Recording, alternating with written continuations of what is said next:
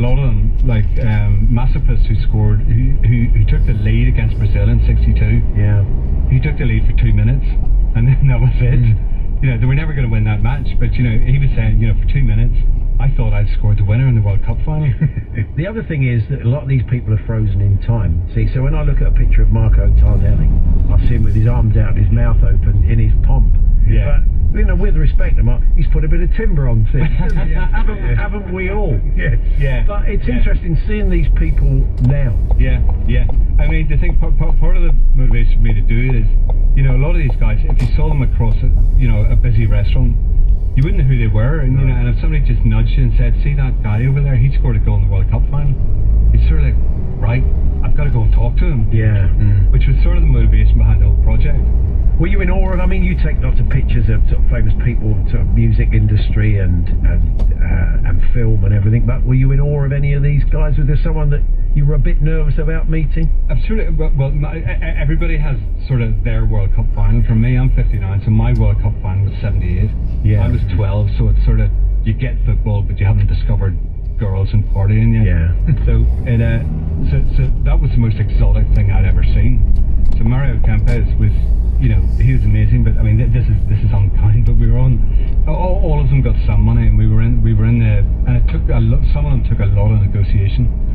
And we were on our way to see Kempes. He was actually a really nice man, but our producer got a call in the truck on the way there, and we could hear some to and froing going on. And she got off the phone, and we were like, "What's that about?" And he had called her, and we'd agree a fee to do the filming of the book and everything. And he had called her and said, "Actually, I scored 2 goals in the World Cup final." So he wants double. He wanted double. She just said, "Look, we're on our way. It's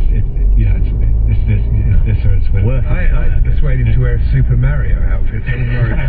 Is that where Super Mario came from, or is it? Well, I don't know.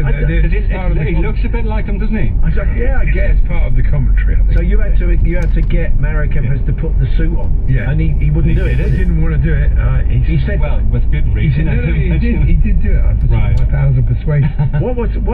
what made him do it in the end? I said to him, all the greats have done this. I showed him Jairzinho and all these people that had done it. And so, in silly costumes. yeah. So he sort of, Well done, I managed to convince him. Well done. I know. So there is a kind of special collection of these, of prints of all these. Yeah, so whenever I finished, I had exhibition prints and then sent those out around the world. And that collection, which is sort of it's a really beautiful box set.